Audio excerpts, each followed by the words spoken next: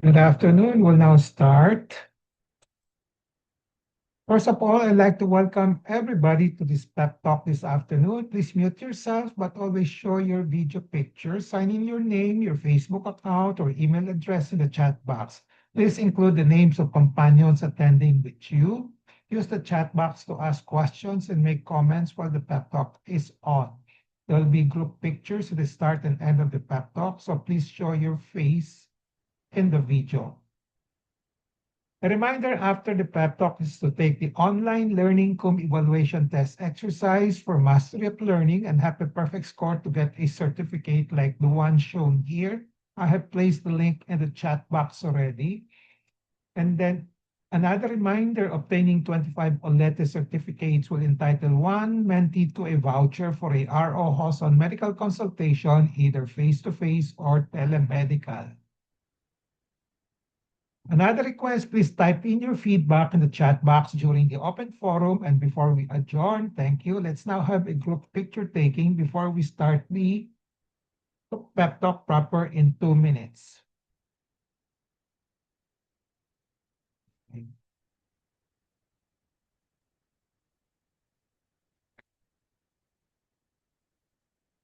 One, two, three.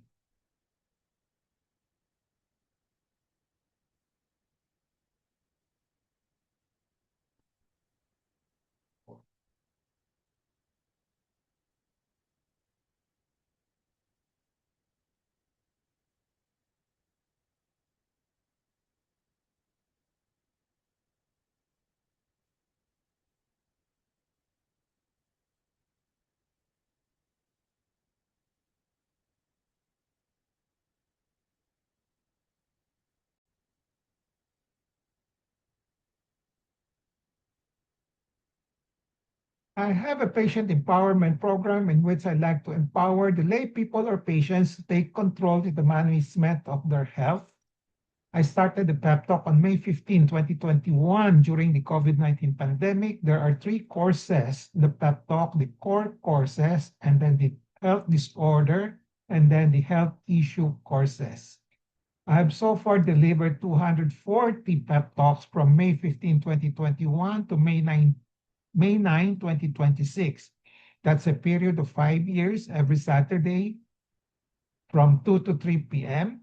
And then May 16, 2026 marks the start of year number 6. How long the pep talk will last will depend on our enthusiasm, discipline, and perseverance.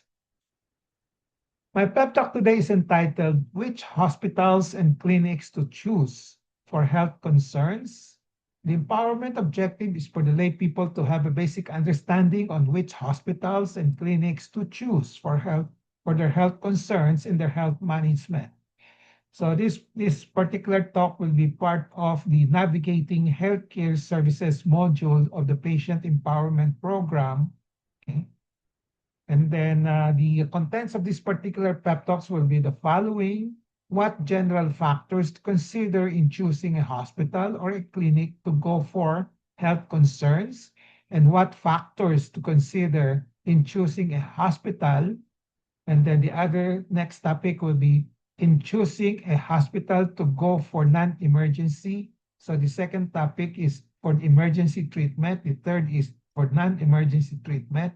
And then the last one is for what factors to consider in choosing a medical clinic to go for non-emergency treatment in the Philippines.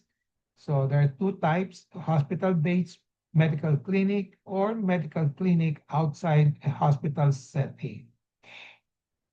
Disclaimer, the R.O. Hoson Pep Talk contains the R.O. Hoson's thoughts, perceptions, opinions, and recommendations culled from the experiences of R.O. Hoson and writings of other professionals. Let's start with the first topic. Let's talk about the general factors first to consider in choosing a hospital or a clinic to go for health concerns. So when you have a health concern and you need to see a physician, you will always be confronted with the questions. Where do I go? Which hospitals? Which clinic? Then the other complementary questions will be government or private hospitals, and which government hospital, and which private hospital, if you consider a private hospital. And then the other question is medical clinic outside the hospital or inside hospital. So there are doctors holding clinic outside the hospital setting, and then there are also doctors holding clinic inside the hospital. So these are the questions that the if anybody with a health concern will usually ask. Okay. So some general factors or some common factors to consider that may influence your decision or selection will be the following. Number one, the urgency of the health concern, either emergency or non-emergency. Second will be the distance to the healthcare facility, your residence or your place of work. Okay, the distance to the healthcare facility that you are entertaining to go to. Then the reputation of the healthcare facility. Affordability is another consideration, another factor. Availability of needed physicians, mga doktor, and then availability of services also, and also equipment. So these are the things that we usually consider also. And then the last one will be familiarity with the healthcare facility. Kung kabisado niyo yung healthcare facility or not. So these are the 6 common factors that you usually have to consider when you choose a particular hospitals or a clinic. Okay? So there are more, but these are the more common. So let's talk about the urgency of the health concerns, whether it's emergency or non-emergency. When you say emergency, non-emergency, the basic question is it life-threatening or not? Or you can say, is it it can cause permanent disability or not if not treated right away? But the more important question is it life-threatening or not? So there's a simple classification based on the judgment of a patient and relatives. So this simple classification is relative, no hard and fast rule here. Okay. So we can say that emergency condition number 1. Okay. So the qualification here is that it's a condition that must be seen by a qualified physician right away. Because in a few seconds, a patient might die. Okay, so it's a life-threatening condition. Okay, then emergency condition number 2 will be those that must be seen within 6 hours, if you know how to estimate it, kung pwede pa. Okay, and then emergency condition number 3 will be those that must be seen within 24 hours. And then emergency condition number 4 must be seen within 48 hours. The non-emergency conditions, these are considered, those may be seen after 48 hours. These are usually considered the non-emergency medical, non-emergency conditions. So yung 6, 24, 48 hours, and also must be seen right away will be, in the end, it will be based on the judgment of the patient or the relatives. Whatever they are, they will be respected based on their knowledge of the disease, based on what they see in a particular patient. Okay? So kung emergency condition number 1, which must be seen by a qualified physician right away, there is no time to choose a hospital. So the advice is to go to the nearest hospital with an emergency room. You may emergency room. Okay? Emergency condition number 2 to 4, 6 hours, 24 hours, and within 48 hours, you still have time to choose which hospital or clinics. But you have to act fast. Okay? Now, non-emergency conditions, of course, you still have time to choose hospitals or clinics. You can take your time if you want. No? Okay. So distance to the health facility. So this means the distance from the place of the event. The event means the health concern. It could be where you are at the moment, okay, whether you're at home or traveling from your home to a place or in your place of work, and then you have to go to a particular hospital or clinic. So you have to consider that distance. Okay? So factors affecting distance will be the physical distance itself in terms of kilometers, no? Then transportation facilities, kung meron o wala, kung madaling maghanap, if you have private transportation or not, okay? But you have to use public transportation. And then the traffic, of course, you have to consider the traffic, especially in Metro Manila, okay? So we just classify in terms of distance, whether it's near or very near, okay? Is it far? Then very far. And this decision on which one will be whether it's near, far, or very near will be dependent on the physical distance, transportation facility, and traffic. So eventually, it will be the decision of the patient and the relatives. Most of the time, it will be the relatives. Now, reputation of the healthcare facility. So reputation, this will be in terms of quality and safe medical services. Kung anong nababalitaan ninyo.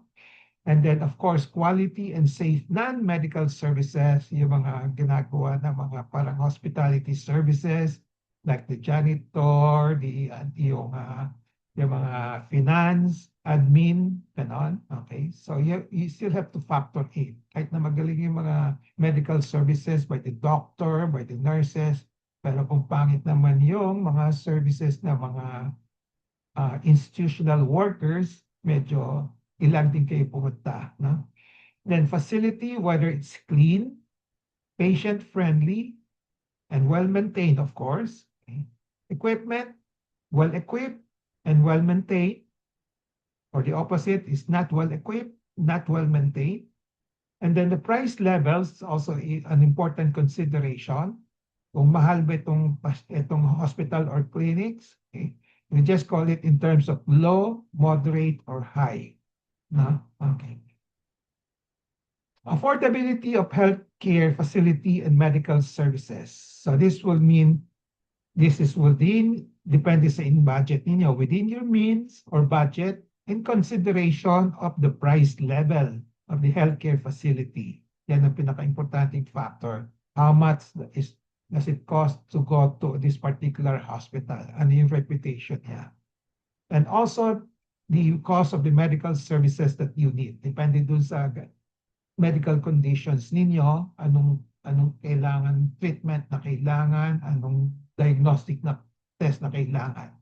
So you have to consider these two. The price level, usually kung ano yung known to be mahal ito, mura ito, okay lang, no? And also, you also consider yung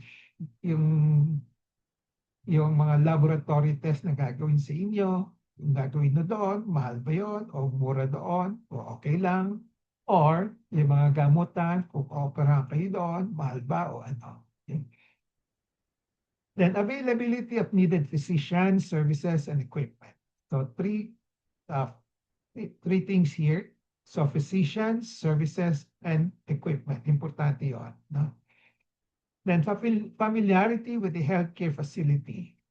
So physicians you know within the healthcare facility to help and guide and support you. Kung meron kayong alam, mas maganda. So, if none, do you have relatives and friends within the healthcare facility who can help you and support? So this is another factor to consider. Kung may kilala kayong doktor, kung wala, may relatives, friends, na may kilala doon, who can help you. So let's now go to the more specific factors. Okay. So what factors to consider in choosing a hospital? Let's focus first on the hospital, mamaya na yung clinic, to go for emergency treatment in the Philippines. So when an emergency medical condition occurs, the best hospital is usually the one that can provide the right treatment as quickly as possible. Kung alam niyo yung hospital reputation that can provide you with the right treatment and malapit lang and can magagawa kagad, then you go to that. So that can overrule the nearest or the most famous hospital. Mas importante yung kung may reputation in hospital that can provide the right treatment as quickly as possible. Kung meron ang malapit na hospital, nakamalapit, may emergency, pero ang reputation is pangit ang treatment, pangit ang results, don't go to that. No? So the choice depends on the patient's condition, of course, whether emergency or non-emergency, then hospital capabilities also, and then practical considerations that yung mga affordability, yung mga distance, etc. So here are the major factors to consider in the Philippines. So number one is severity of the emergency. This is the most important. Okay? So hospital capability, and then the type of emergency that a particular patient has. So marami tayong hospitals ngayon na may mga specialty hospitals, no? So kumisan, may mga hospitals, if you have heart attack, alam niyo isang hospital, may malakas dun sa cardiology with catheterization laboratory, then mas maganda kung pwede, puntahan na niyo agad. Kaysa pupunta muna kayo sa general hospital without that capability, tapos ililipat din kayo, medyo time might be wasted. Okay? There might be a delay. Kung stroke ang pasyente, okay, so try to think of a hospital which is stroke-ready hospital, usually with CT scan and neurologists available. Okay.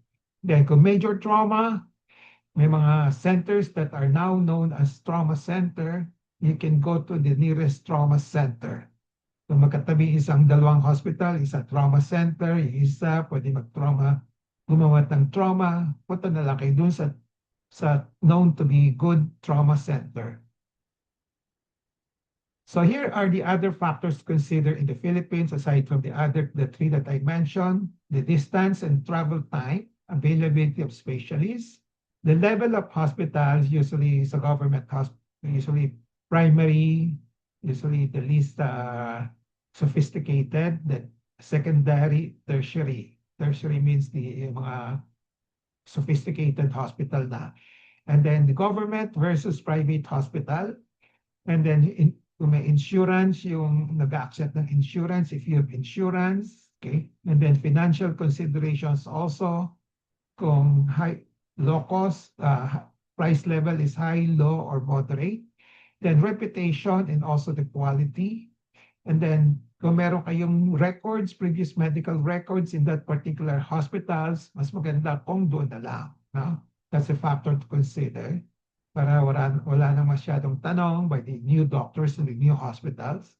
Availability of beds, kung may bakanting kama, ambulance access. Okay.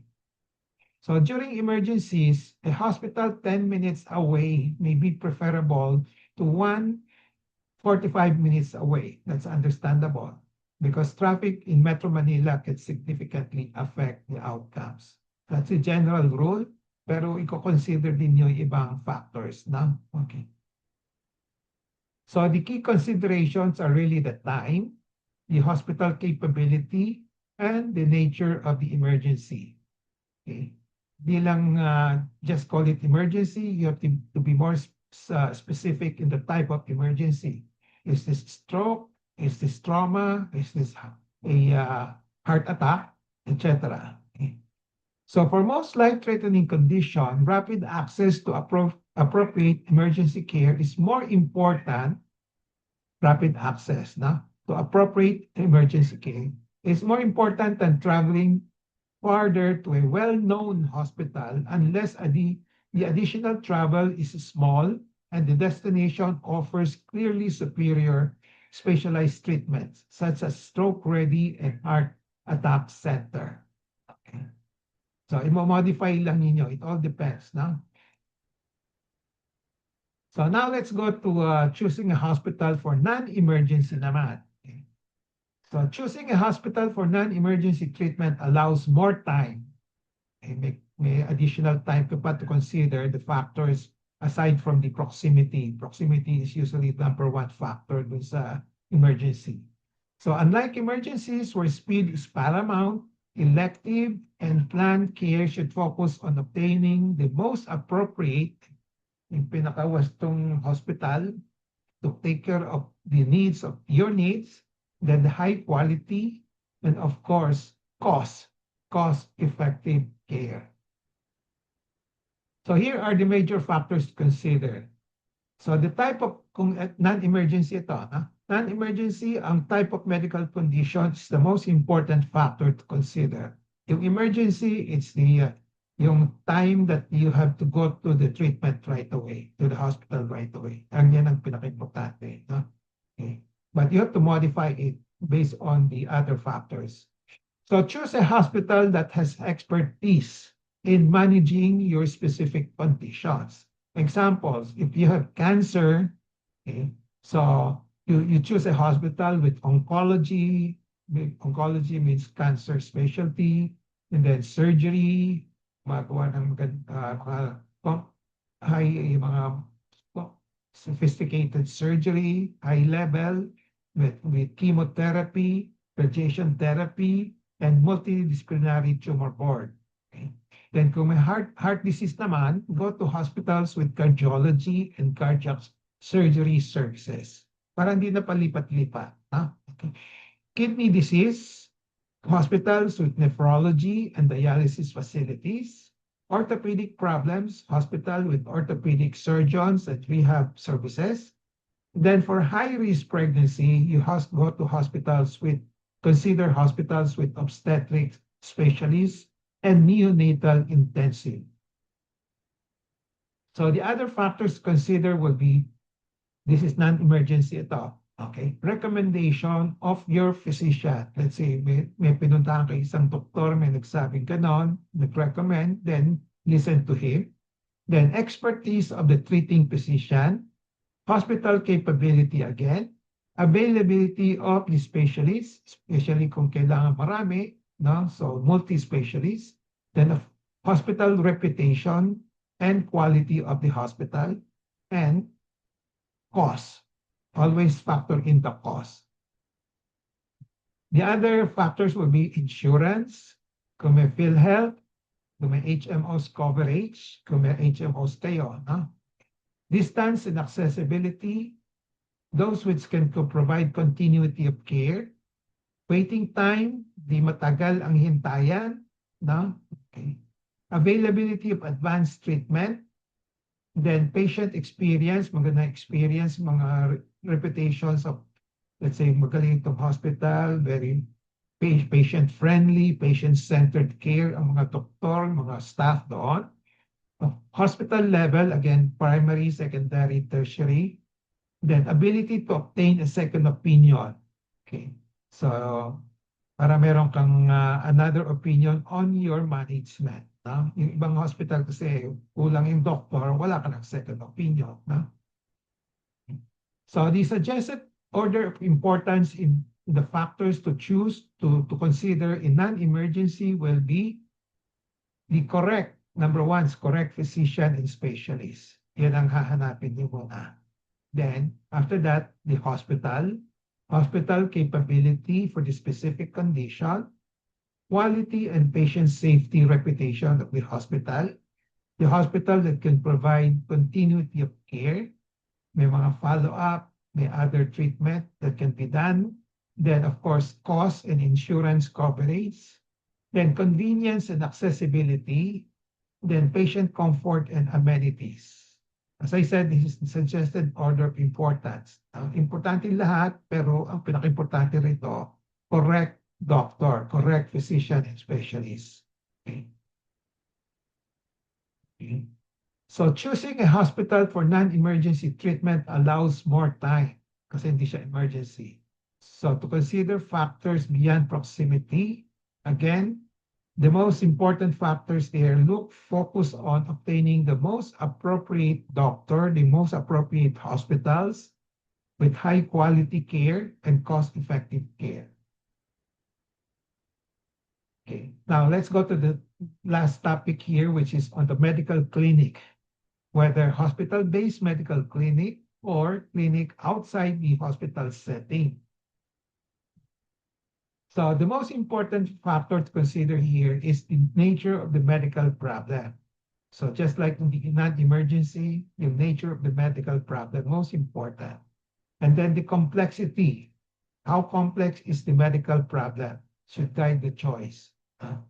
So simple and routine conditions such as mild respiratory infection, hypertension, diabetes, routine health checkups, medication refills, yung mga coming back for another prescription, are usually managed in either setting. Pwedeng both, no? When I say both, yung clinic nasa hospital setting or clinic in the outside the medical setting. Ito yung mga ano. And then for complex conditions like suspected cancer, significant heart disease, conditions requiring multiple specialists, and then diseases likely to require hospitalization. So these are more conveniently managed in hahanapin na lang niyo yung doktor na yung physician holding clinic in the hospital. Para for convenience, kung meron usually maraming specialist in that hospital, marireferan kayo kagad at kung kailangan i-admit na sa hospital. So here are the major important factors to consider aside from the one that I mentioned earlier. Expertise of the doctor. Importante yun. Availability of diagnostic tests. Alam niyo yung sakit ninyo, baka kailangan niyo itong sophisticated test, no?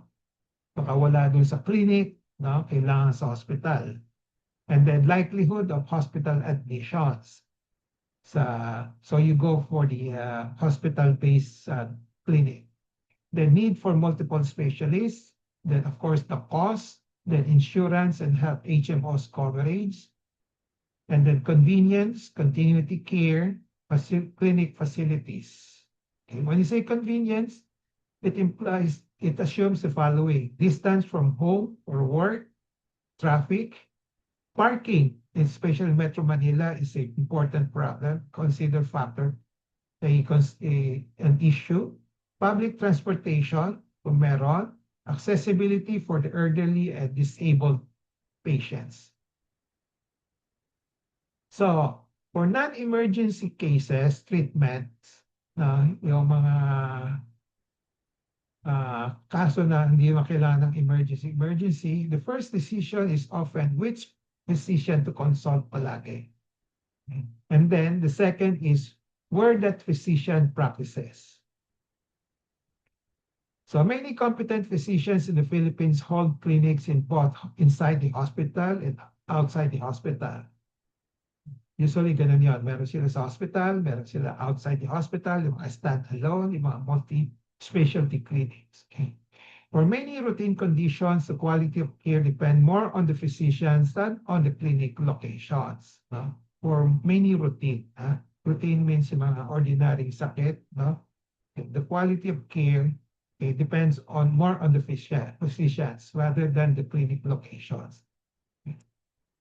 So here are some guidelines. When a hospital-based clinic may be preferable, diagnosis is not certain, medyo malabo, medyo complicated, and may require extensive testing, which are usually available in the hospital.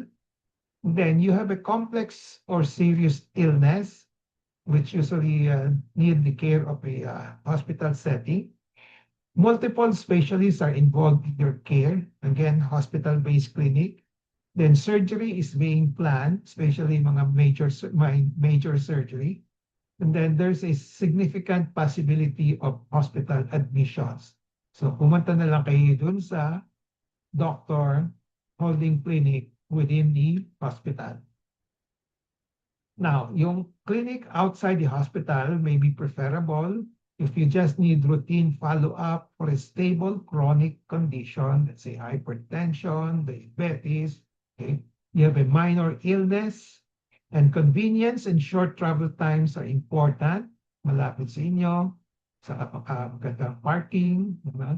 Lower costs, usually mas mura yung mga stand-alone freestanding clinic. Then your physician practices there and necessary services are available. Yung kilalang trusted physician ninyo, andun na pupunta, sundan na lang ninyo. So practical advice for patients. For most non-emergency medical concerns, you can use the following sequence.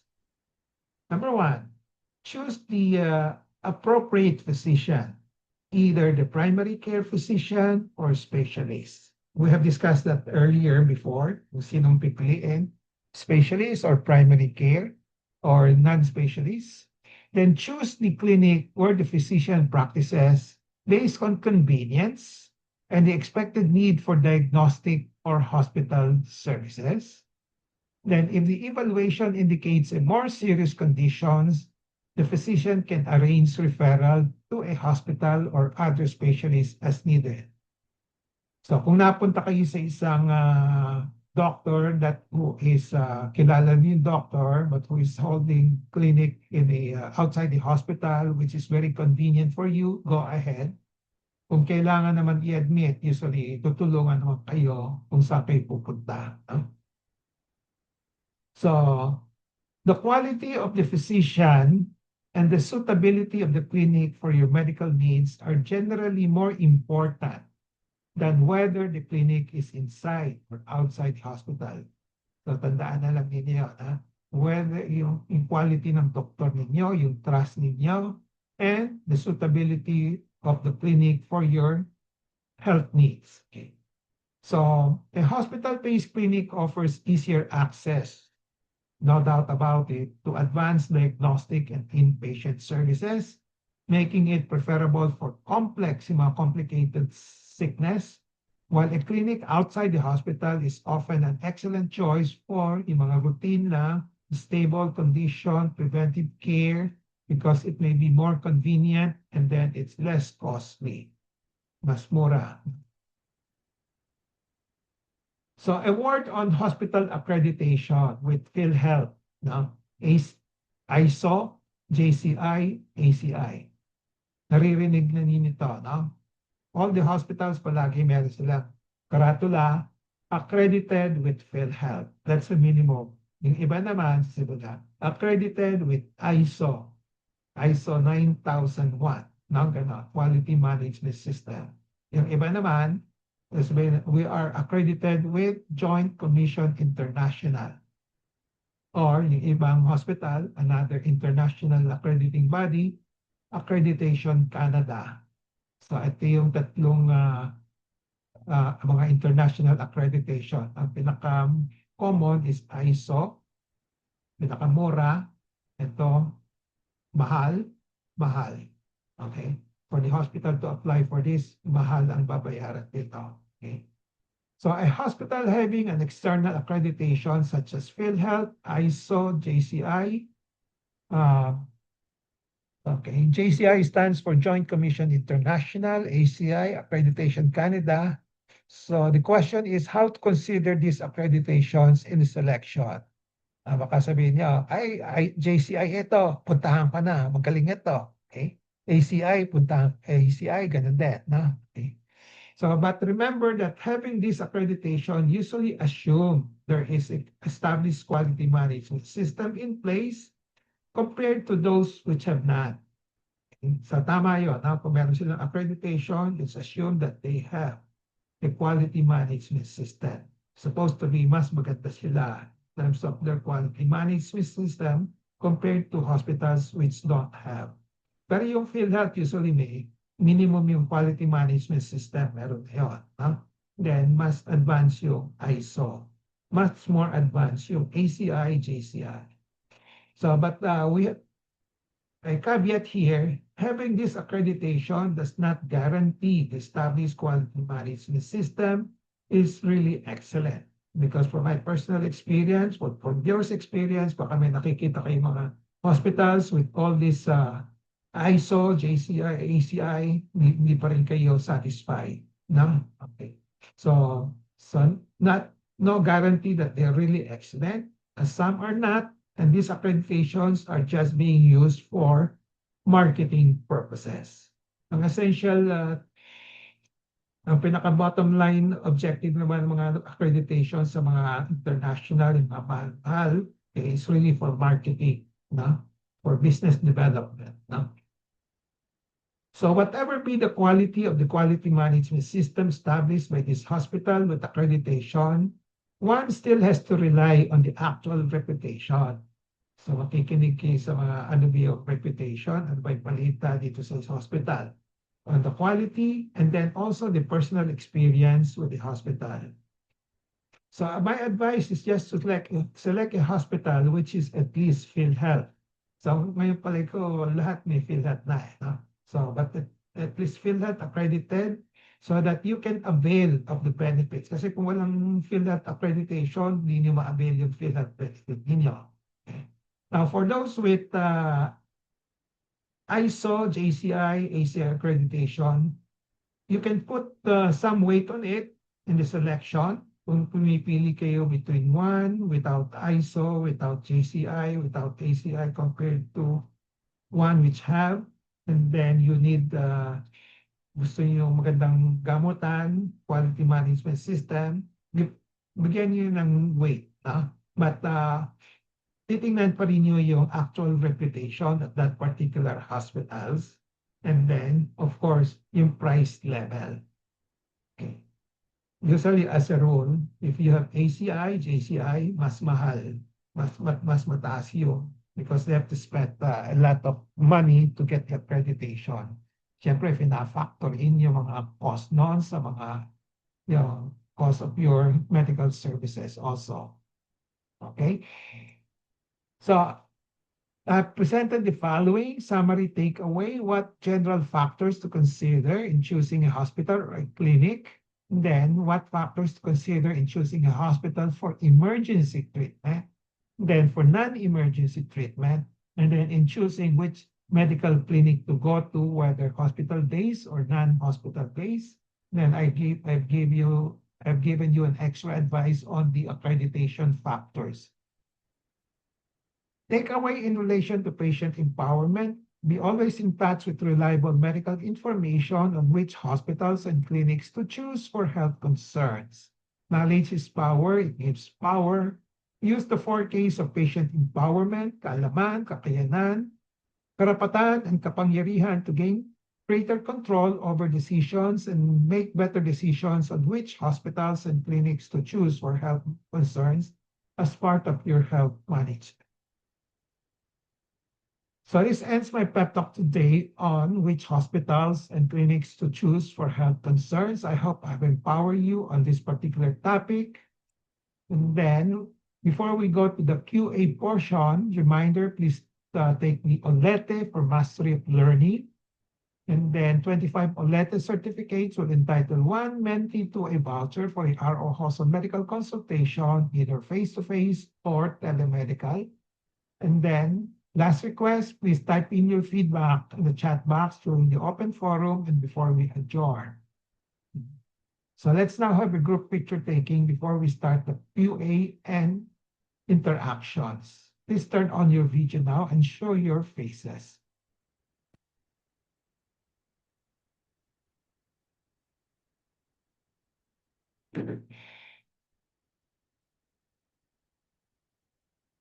Okay, one, two.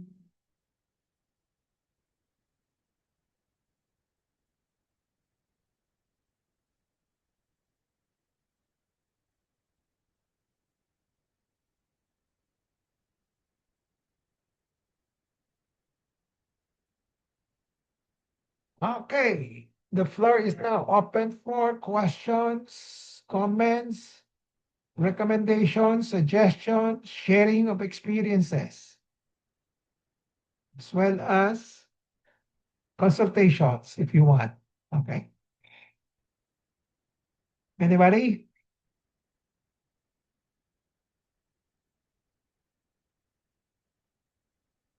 Mas clearer ba ang guidelines na ngayon na binibigay ko sa inyo? Perla, okay lang ba? Marami kang pinupuntahang hospital.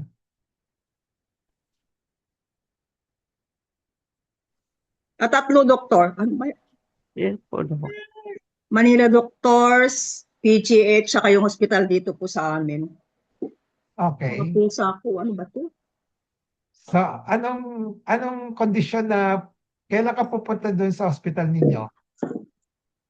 Hospital dito sa amin, doktor. Ah, kung Kapag yung mga, ano lang, yung mga hindi ko pinapakonsulta sa Manila Doctors. so usually ano 'yon? Yung Well, allergic rhinitis ko po, doktor. Kasi minsan palagi akong inaatake ng allergic rhinitis. okay. So mas urgent O, 'yung kailangan makita at malapit, convenience. opo, opo. Okay, good. So, kailan kayo pupunta ng PGH? Doktor, naka-schedule ako sa August 7 Bakit? Sinong sa pinupuntahan mo? IM. Bakit? Bakit ka doon napunta? Sa IM, doktor. Kaya lang, doktor, Diyos ko, napakadaming tao talaga, tiyaga ka talaga. Saan Oo. ka ba? Sa private o sa ano? Charity? Doon lang sa outpatient, doktor. Kasi gusto ko lang kasi magamit yung gusto ko lang kasi nagkaroon ng blue card Oh, noon. and Tapos then, nakakuha ako ng white card ba yun? okay. And then, Kaya Kaya ayaw ko naman bitawan kasi pag binitawan mo na naman yun, pag hindi ka pumunta, magpapare-skid ka, ilang buwan na naman yun. ganun ba? Hindi ko alam 'yon. Opo. Halimbawa, hindi ako makapunta sa Agosto, sa August pa, 7, magpapare-skid ako. After 3 months na naman yun.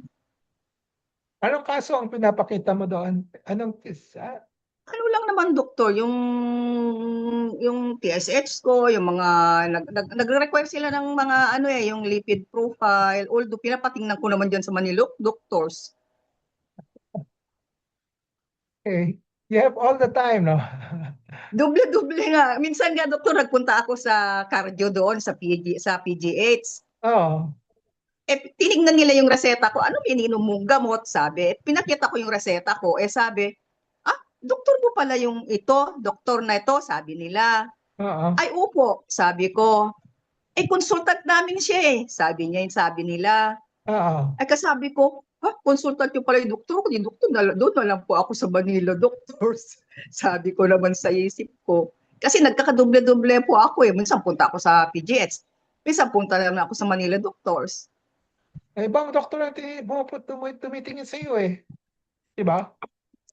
Ano, ano doktor? Ibang doktor ang tumitingin sa iyo kahit na the same department. Opo, Puput iba. Iba dun sa Oo. cardiovascular Oo. department nila. Iba din. Oo. So hindi ka ba nalilito?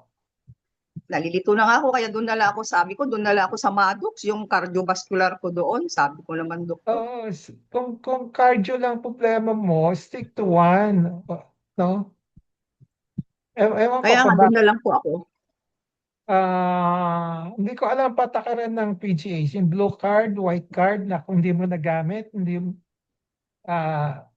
kung i-maintain mo, you have to go back.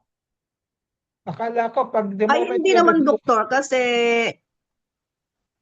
ano lang kasi pag hindi ka nakapunta kasi na schedule mo, parang magpapare-sked ka ulit, matagal na naman. schedule lang. Opo, pag yung rescheduling nila. Okay. So okay lang sa yung ano, there's a lot of inconvenience, di ba? Opo, dami Oh, nga po eh. so Oo, okay lang lalo sa sa iyo? PGH, Diyos ko po, dami kong pagtsatsaga ko doon, aga mong magpunta, alimbawa, panghapon ka, maaga pa lang nandun ka na kasi ihulog mo yung card mo, doktor eh. Na gano'n. Tapos makikita ka, matignan ka ng doktor, mga alas 2, alas 3, alas 4. Ay, make a Ang hirap decision. talaga. Ang daming pasyente, Diyos ko. Kaya nga, make a decision. Kung ano, para di Oo ka nga po eh. mahirapan. Meron ka bang yakap?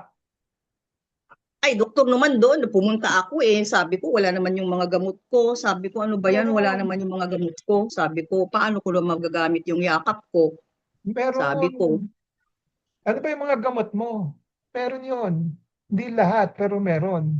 At saka wala rin yung doktor kasi sila daw ang gagawa ng reseta para i-claim ko doon sa mga drugstore na yung accredited nila. Eh Bakit sabi walang ko walang nung doktor? wala nung nagpunta ako doktor eh. Natiyempo lang walang doktor.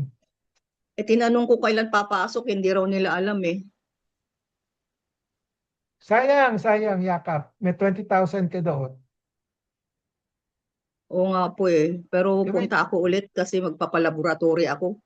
gamitin mo, laboratory. At least yung Opo. hintayan doon will not be as matagal compared to PGH. Sa PGH kasi Kasi pag masyado sa PGX ka magpalaboratory doktor, naku, ang daming taong aga mong magpunta. Diyos ko, madaling araw pa lang dapat magpunta ka na. Ang haba ng pila. Kaya sabi ko, parang hindi ko na kaya ito. Sige, mag-isip-isip ka na. No? Naawa ako sa iyo. Yakap or o Eh, Manila hindi naman Doctor. kumpleto sa yakap doktor eh. May mga hitches sa yakap, pero ako rin nagkaroon ng hitches, pero naayos naman. Okay. Naayos naman nila yon. No? So, subukan mo yung yakap. Basta malapit sa lugar ninyo. No? Oh, Okay? malapit lang naman. Sige. So, ang suggestion ko, subukan mo man yung yakap. Try to establish, So, Oh, i-try ko nga doktor. kung may problema ka, mag-complain ka sa PhilHealth. Kung sabihin natin, wala yung doktor, palaging wala, pwede ka mag-complain, no? Oh, kasi Okay? tinanong ko kung kailan papasok. Ay, hindi namin alam eh, sabi nila eh. O di sige, tatawag na lang ako. Tatawag ako sa phone niyo, wala naman sumasagot, sabi ko. Ano to? Private Ay, hindi clinic? doktor. Ano ng municipal LGU namin? Yung naka-affiliate ako na clinic dito. Parang RHU ng LGU namin. Oh, sige. Sige. Hindi, subukan mo ulit. Tingnan ko kung matutulungan kita. No?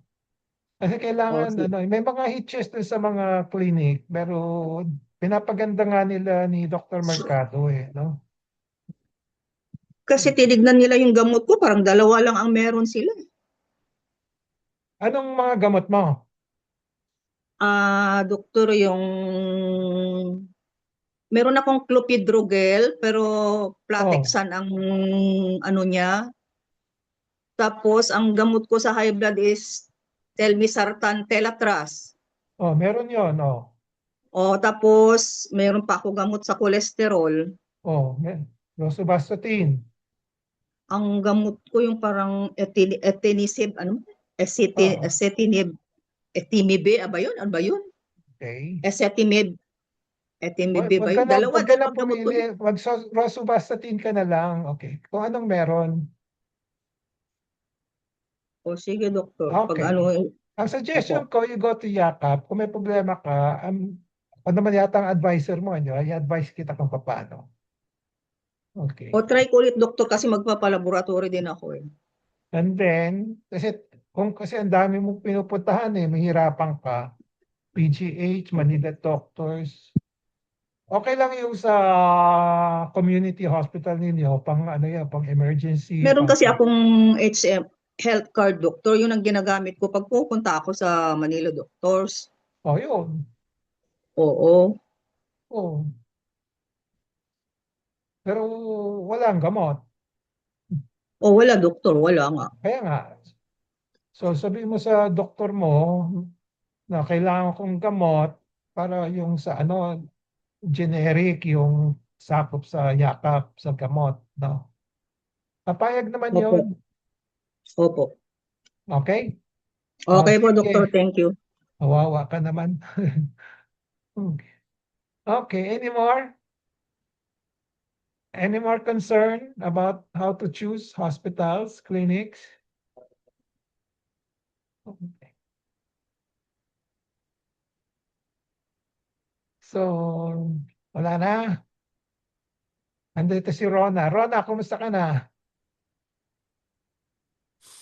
Hello po, Doc. Hello, long time no see. Opo. Oh, kumusta Madami ka pong na? biyahe-biyahe. Okay, okay naman po Okay sa naman? awan ng Lord. Opo. So, ilang years ka na? 2020 po tayo nag-surgery, Doc. 6 years na. Okay. Opo, opo. Nag-RAI ka ba? Opo, isang beses po. Isang beses. Okay. Opo. Okay. So, sinong pinupuntahan mo ngayon? Ay, si Dr. Manalo pa din po. Tapos nag-base na po ako sa Baguio, Doc, since October. Dito na po Okay. muna ako sa Baguio. Sa Baguio ka na. Opo. So, how often do you have your checkup? Dapat po every 2 months. Pero po Paano? nung last year, hindi ko po nagawa. So, babalik po ako. Balik ka sa akin. Turuan kita paano kumapa ng leeg mo. Opo, opo. Samahan ko din po sila Dayan at Yen. Sige. Yung ni-refer ko po. Oo. Yes, Doc. Okay. Sige. Mag-schedule po ako. Nice to see you again. Yes. Okay. Thanks, Doc. Okay. Any more issues about which hospital, which clinics Ay, to consult? Doc, yun po Ah, palang yakap. Pwede po sa PW, pag may PWD ka po, pwede ka po mag-avail sa yakap. lahat pwede. Lahat po ng may Lahat, PhilHealth? lahat basta may PhilHealth ka. May PhilHealth ka. Oh. Okay po. May PhilHealth ka, di ba? Opo, opo. Anong gamot ang iniinom mo? Yung pong mga ay, opo. Levothyroxine. Wala silang lebo. Sige. Pero yung anong lebo ang iniinom mo? Anong brand? Euthyrox po. Mahal yun. Ay, parang wala. Mahal, 35 yun. Oo.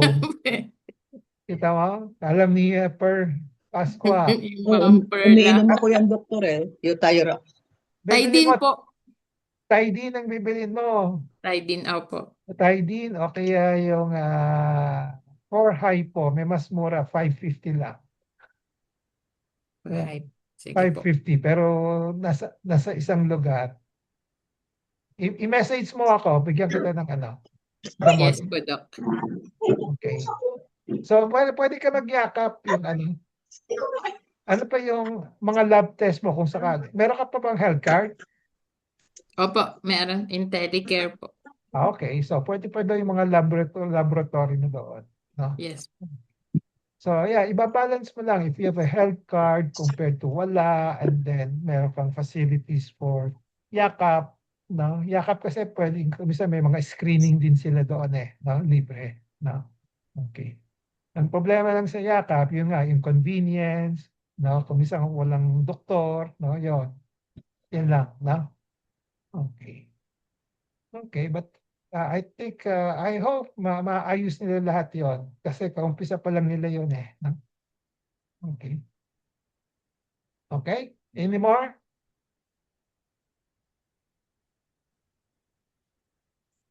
Anybody who wants to share their experience on the choice of hospital, medical clinics? Nabigyan ko na kayo ng mga guidelines na pag emergency, choose the nearest hospital, pero not in all cases, pero kung reputation ng nearest hospital niyo pangit, wag kayo wag niyo puntahan, no? And then yung isa pa, which I will be discussing next week, pag meron kayong emergency na pero hindi niyo kaya, no? Wag niyo puntahan, no? Kasi they will demand kumisan they will demand a deposit, di ba? Hindi kayo makaka-deposit. Oo. May pera pa. So diretso na kayo dun sa walang deposit. Kung talagang mahal yung, let's say, kung kailangan operahan kayo, which will cost you 4 million, no? So, diretso na kayo sa government hospital. No? Kasi kadalasan pa rin, ang isang problema, okay, which I have to tell you, if you go to a private hospital, kung hindi nyo kakayanin ng cost niyan, no? Kung papalipat kayo, di kayo natutulungan. No? Yung private hospitals, usually wala silang networking with a government hospital. No? So, sasabihin sa inyo, bahala ako kayo maghanap. Habang naghihintay, tumatakbo yung metro ng ano ninyo. No? So, kung talagang hindi nyo kaya yung private hospital setting, go direct to a government hospital. No? Siguradong asikasuhin kayo doon. No? Kaya kung emergency ha, talaga, hindi kayo aayawan noon. But the moment you enter a private hospital, no, kung usually wala silang networking with the government hospital, no, unless may kilala ka, no, lilipat ka. No? Sa PGH, doktor, hindi naman sila basta nagtatanggap na eh. Kaya nga, kung let's say, kung pumunta ka sa private hospital at lilipat ka ng PGH, mahirap lumipat doon. Pero kung dumiretso, kahit na walang bakante, no, dumiretso kayo doon sa PGH. Kung emergency, hindi ka aayawan. Kailangan tanggapin ka. No? Okay. Kaysa pumunta ka sa private hospitals, hindi mo kaya yung 3 million, 4 million, no? Kahit na walang deposit before treatment, after treatment, babayaran mo pa rin. Di ba? Okay? I'll be discussing that next week about deposit. Di ba? Kasi lately merong may nag-viral yung isang kaso doon, di ba? Okay. So I'll talk about deposit. Okay?